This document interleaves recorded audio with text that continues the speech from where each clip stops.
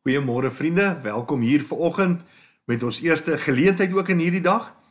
Ons gebed is dat die Here u sal seën ook en terwyl ons dan nou op verskillende maniere probeer om dit te bereik, terwyl nou maar van die seinprobleme wat mense ondervind met die internet en so aan, probeer dit maar op verskillende maniere. So jy moet een van hulle kies.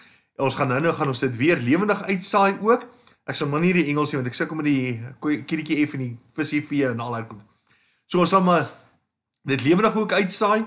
En dan kan jy ook daarna kyk, maar jy kan hierdie ene aflaai, maar ons gaan ook 'n stemboodskap opneem, wat jy ook dan so kan na kyk, of net na kan luister. Maar kom ons bid eers net saam.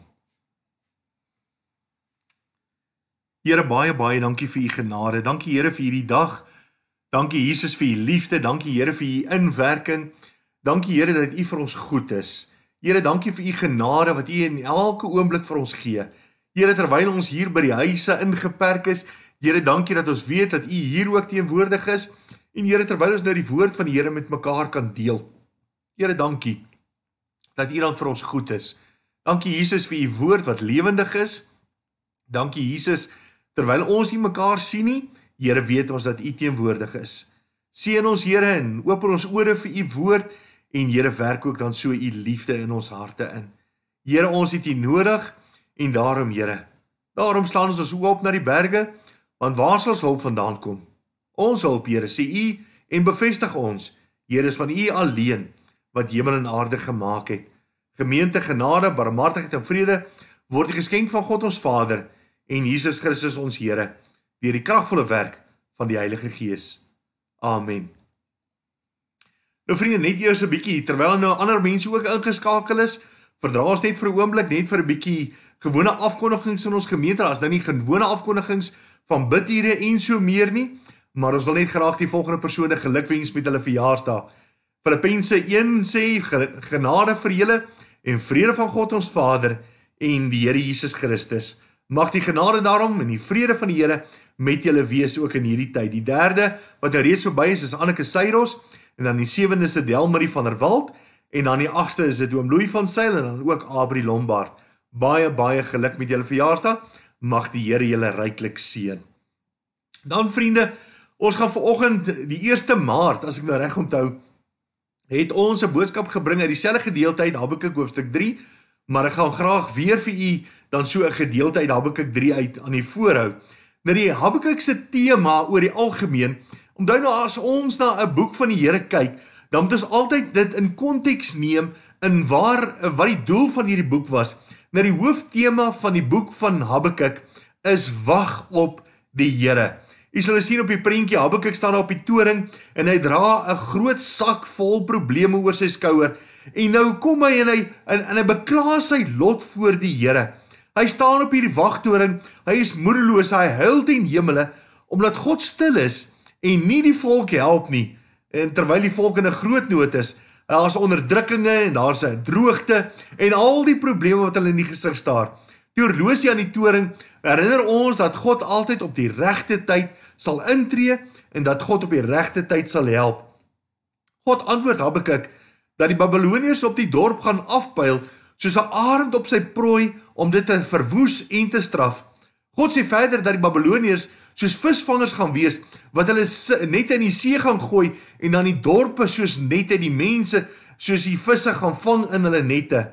Hierdie straf is as gevolg van die volk se ongeregtigheid, maar God beloof om die volk op te tel en om die volk te red, en die son sal weer oor die volk skyn.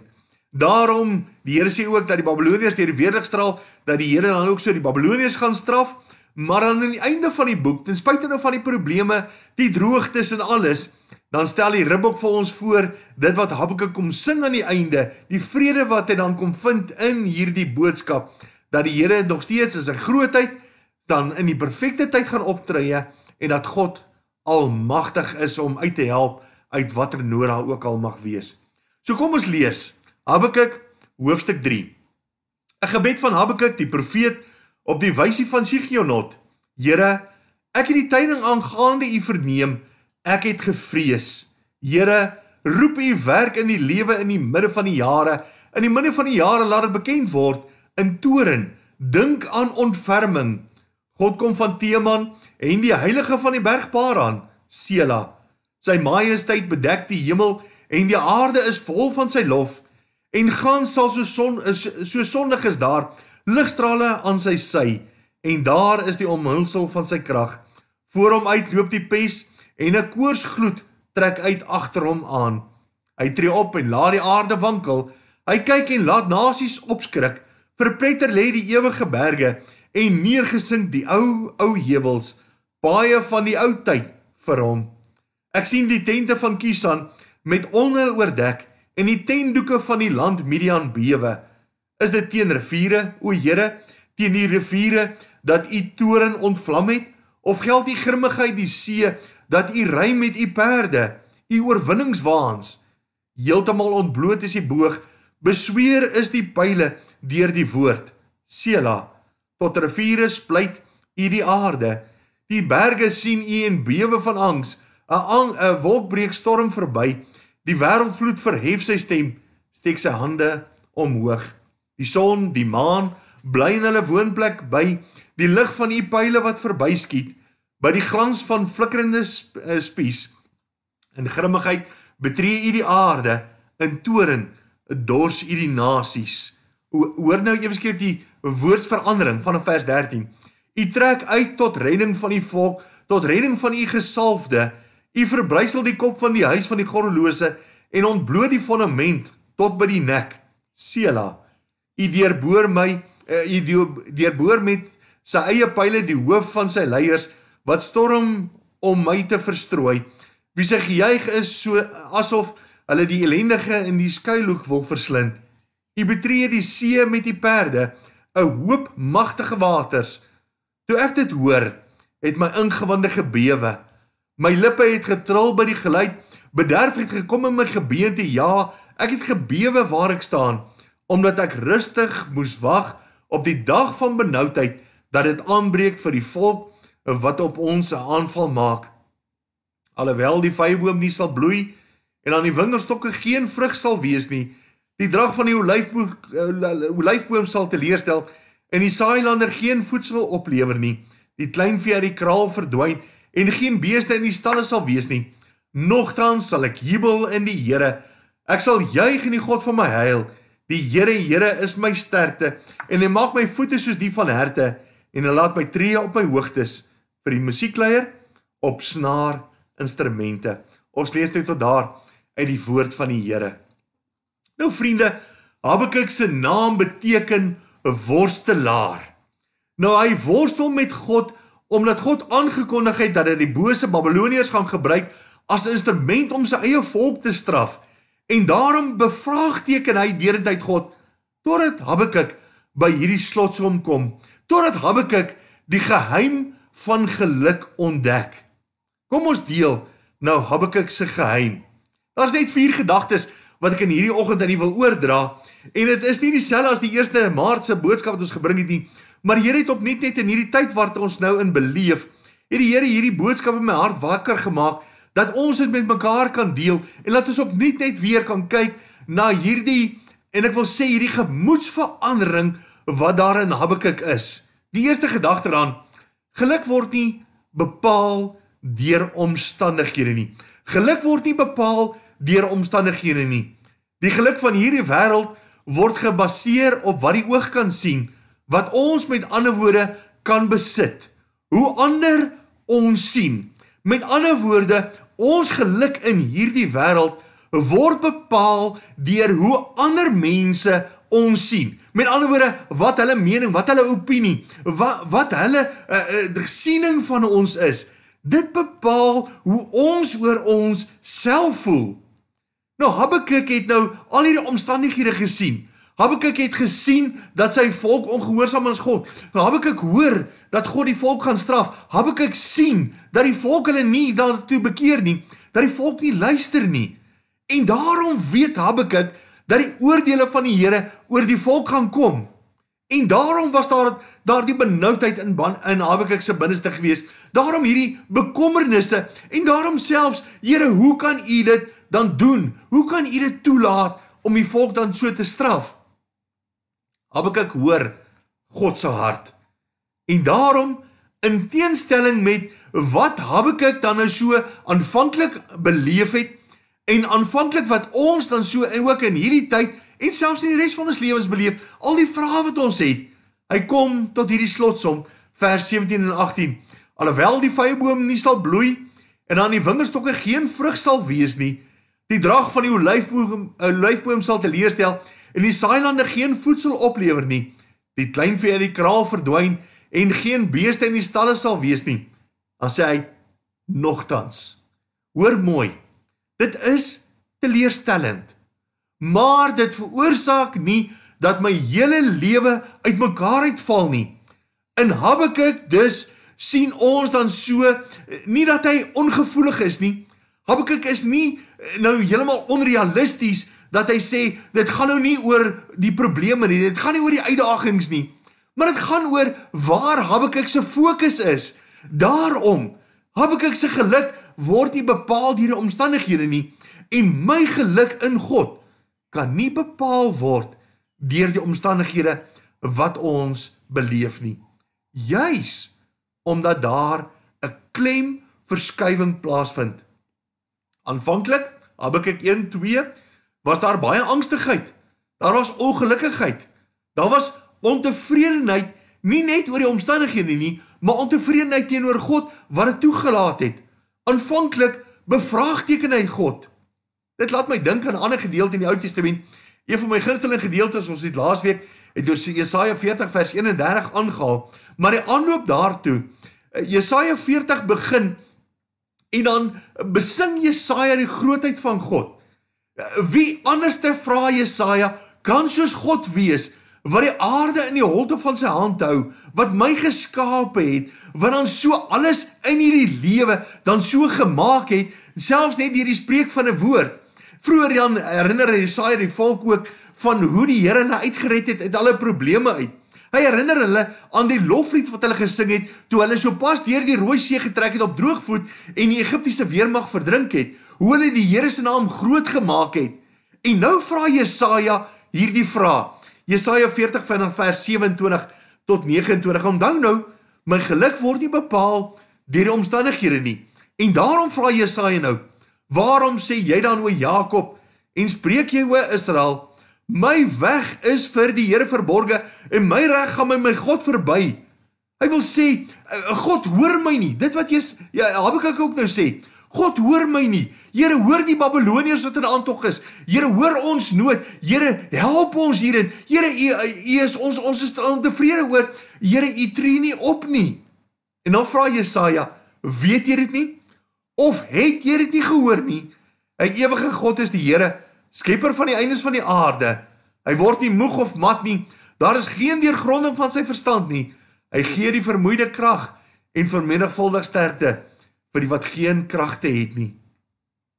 My geluk word nie bepaal deur die omstandighede nie.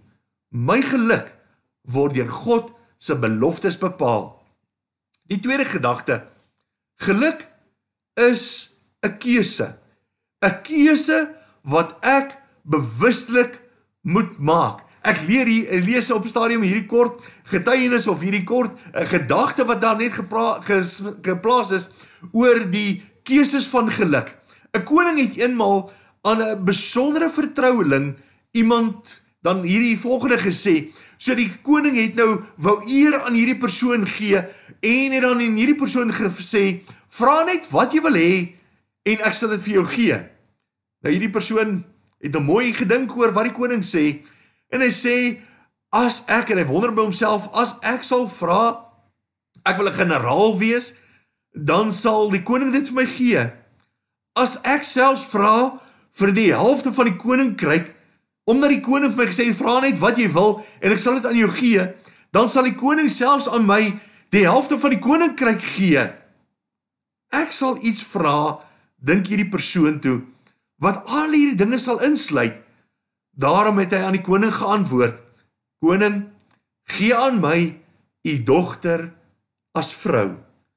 Dit het hom die erfgenaam gemaak van die hele koninkryk en ek het alles toe verkry. 'n Keuse wat hy moes maak. Elke keuse wat ons maak het gevolge. Elke keuse wat ek en jy maak, het implikasies. Elke keuse kanselleer die ander moontlikhede.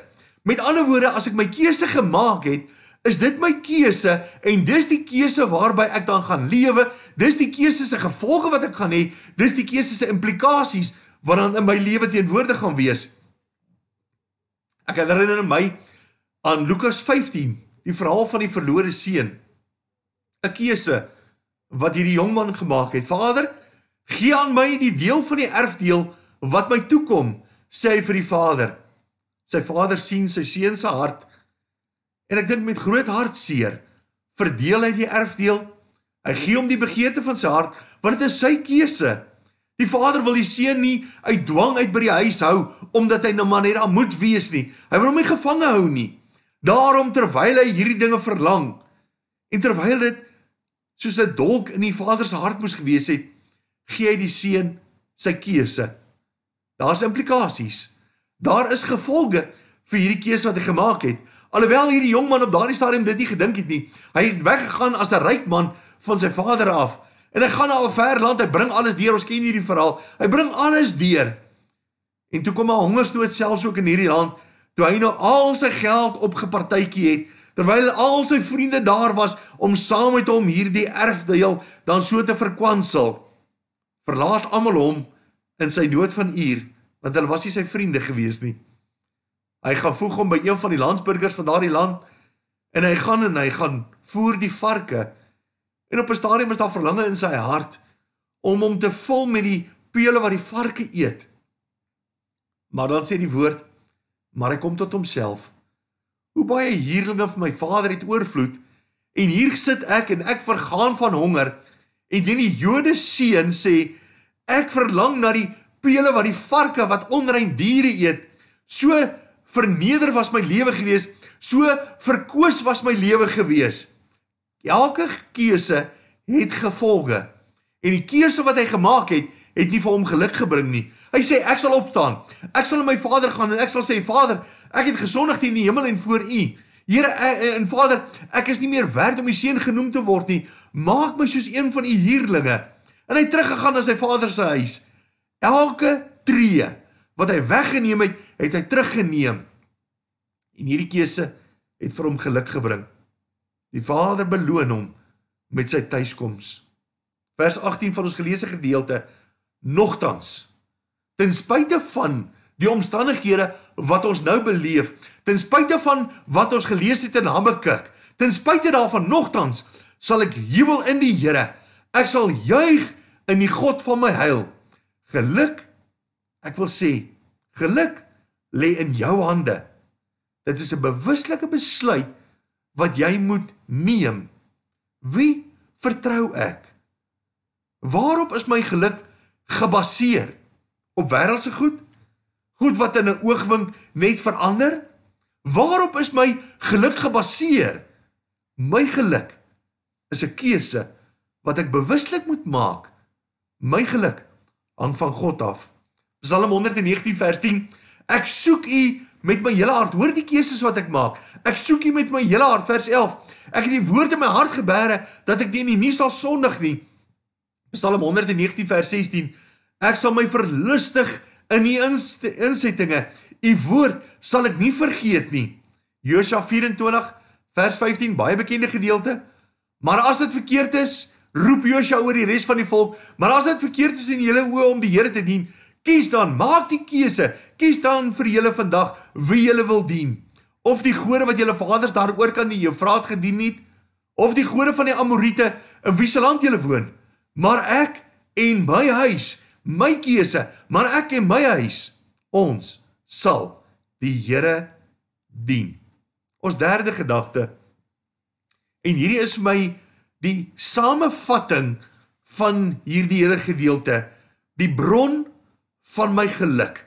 Met ander woorde, van waar kom hierdie, en ek wil amper sê, Habakuk se onrealistiese siening van my geluk word nie bepaal deur die omstandighede nie. My geluk word nie bepaal met gebeure nie. En ek verstaan in hierdie tyd, groot gevolge kan daar wees as hierdie kwarantyne of hierdie opsluiting van ons sal aanhou. Vers 18, Habakuk 3, jubel in die Here, juig in die God van my heil, die bron in die Here, in die God van my heil. Die bron van hierdie geluk impliseer tog daarom, dat daar moet kennis by my wees van die Here. Meer nog, dit is sprekende van my verhouding, wat ek met die Here het. Hebreërs 11 meld vir ons, en hulle word daarna verwys as die geloofshoofstuk, telkens dan word daar gesê, deur die geloof het, watter profeet of watter persoon het ook al in die Ou Testament was, deur die geloof het hierdie persoon die tekortkominge, die uitdagings wat hulle beleef het, deur die geloof het hulle dit oorkom, het hulle dan so die seëninge van die Here dan so ervaar, want sonder geloof is daar nie sprake van 'n verhouding nie, sonder geloof is daar nie sprake van geluk nie. My geluk, die bron daarvan is 'n verhouding wat oorgegee is aan God. Met ander woorde, ek het die keuse gemaak om vervul te word met God. Daar is dus nie 'n wantroue nie. Daar is met ander woorde nie 'n angstigheid nie. God alleen is ware geluk. En as jy deur hom vervul is jy vol van die bron. Jesaja 7 vers, Johannes 7 vers 38 sê, hy wat in my glo, soos die skrif sê, strome van lewende water sal uit sy binneste vloei. Onthou nou vriende, hierdie hele gebeurtenis, hierdie hartseer, hierdie uitdagings, hierdie angstigheid, hierdie nood van Habakuk, het hy bekla voor God. Dit was nie 'n boodskap wat hy gebring het op daardie stadium aan die volk nie, maar dit was 'n gesprek, dit was 'n noodroep tot die Here. Here, hoekom laat u hierdie probleme toe? As kind van God, kom antwoord hy dan so vir Habakuk, en daar is 'n gemoedsverandering in Habakuk. Habakuk hoor dat die geluk nie afhang van die omstandighede nie, maar dat my geluk bepaal word deur God. Daarom het Habakuk 'n bewuslike keuse gemaak, as kind van God, nie net ek is op pad hemel toe nie, maar ek gee my hele lewe aan die God van die hemel en die aarde, die skepper van alles. Ek gee my lewe vir hom. So met ander woorde, ek bepaal nie meer my toekoms nie. Ek gee die bepaling van my toekoms oor in die hande van die Here. So met ander woorde, ek vertrou God vir my hele lewe. Ek gee alles in die hande van die Here, die skepper van die hemel en die aarde. Daarom 'n verdere stap wat Habakuk kom neem, 'n verdere stap wat ek en jy moet neem. Dit gaan nie net oor ek gaan hemel toe nie, maar glo ek onvoorwaardelik in God, in hierdie nood waarin ons nou is, in dit wat ons beleef, glo ek dat God nog steeds in beheer is. Habakuk neem hierdie besluit en hy kom gee sy hele lewe in die hande van die Here. Habakuk kom sê, Here, kom vervul my. Here, kom woon in my. Here, kom maak my vol, sodat wanneer ook al daar iets oor my pad kom, wanneer iets ook al aan my druk, wanneer iets ook al my dan so angstig maak, dat u woord wat my vervul, u self, dat u na vore gaan kom. Na die mate wat ek hierdie bron, verwys na God met respek, na die mate wat ek God as bron gaan toelaat in my lewe, na die mate sal my geluk wees. Dit hang van my en van jou af. Ons slotgedagte, die uitwerking van my geluk. Die uitwerking van my geluk. Vers 19 van ons geleesde gedeelte sê, die Here is my sterkte, en hy maak my voete soos die van herte, en hy laat my tree op my hoogtes. Nou vriende, almal van ons wil graag altyd hierdie voorspoed beleef. Almal van ons wil altyd hê dat dit moet goed gaan. Almal van ons wil hierdie sterkte hê. Almal van ons wil op hierdie hoogtes kom tree. Maar hoor, van wie hang dit af? Dis nie van my wat dit afhang nie. Dis nie van die omstandighede wat dit afhang nie. Dit hang van God alleen af. Hy maak en hy laat. Met ander woorde, ek maak iets sodat ek dit kan laat. Ek wil amper beskryf die tyd toe my kinders nog klein was. Nou maak ons hulle en ons leer hulle om fiets te ry, sodat ons hulle kan laat fietsry. So met ander woorde, ek wil nie nog agter my 13-jarige kind of my 20-jarige kind of wie ook al, wil ek toch agterna hardloop en dan my kind help op die fiets, om hulle op die fiets te maak te kan laat ry nie. Ek het hulle gemaak, sodat hulle self kan laat. So met ander woorde, God maak my, God vorm my, en daar was 'n vorming nodig. Onthou nou die illustrasie van die boek Habakuk. Habakuk staan op haar toring, met al daardie probleme oor sy skouer, wat hy self dra. My keuse, ek dra hierdie probleme. Maar hy kom tot die slotsom, en hy gooi hierdie probleme af. Want hierdie probleme is in die hande van die Here. Want my lewe is aan die Here oorgegee. Dit gaan nie oor hierdie oorweldigende probleme nie. Dit gaan nie oor hoeveel, hoe groot die uitdagings is nie. Dit gaan vir my oor hoe groot my God is. En dit gaan vir my oor hoe my lewe aan God oorgegee is. Daarom, my vraag, en ek wil sê, my uitdaging is jou lewe aan God oorgegee. Want dit gaan jou geluk bepaal. Amen. Kom ons bid saam. Here, baie dankie vir u genade. Dankie Here dat u in beheer is. Dankie Here vir u liefde, dankie Here vir u ontferminge. En dankie Here dat ons dan so, Here, u kan nooi in u volheid, 'n keuse wat ek bewuslik maak. Here, waar ek u innooi om dan so in u volheid in my te kom woon. En daarom, Here, gee dan vir ons die ware geluk. Here, gee vir ons die sterkte, gee vir ons die hoogtes waarop ons kan loop. En Here, gee, laat ons u naam sal verkondig, want Here, u alleen is ons vertroue. Amen.